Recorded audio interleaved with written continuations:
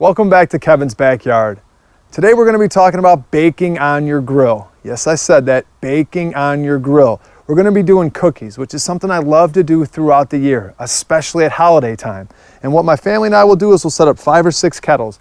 Each person will do their own individual cookies. They all go on at the same time and they all come off at the same time. There's no fighting to see who gets in first and who's going to be last. This is something simple and easy to do, and in this video I'm going to teach you exactly how to do that. Now before we get started with our cookies, we need to talk about setting up our grill. And today we're using the indirect method. So we're going to pour half the charcoal in one basket, half the charcoal in the other. We're looking for the perfect baking temperature of 350 degrees. Once the charcoal is in the grill, we're going to take our cooking grate, get that inside, close the lid, and now move to the main attraction, our cookies. Let's talk about our cookie dough. And here we have 2 different types. We have our fresh and then we have our pre-made.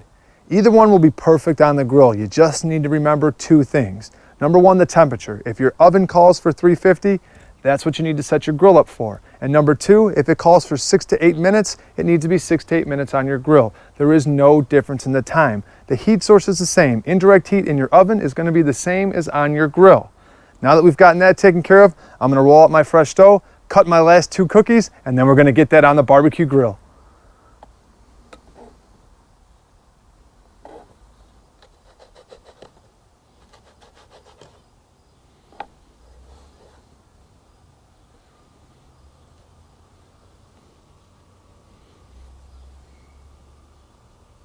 Once the thermometer says 350 degrees, open the lid and place the cookies directly in the center of the cooking grate, away from the heat. Close the lid and get your timer set as quick as possible.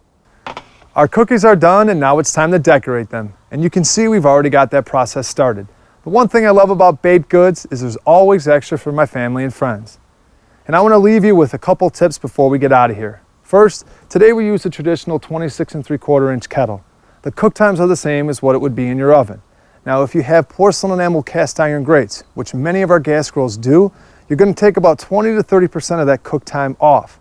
And do yourself a favor, always do a test batch before you go live with the real thing. And promise me one last thing.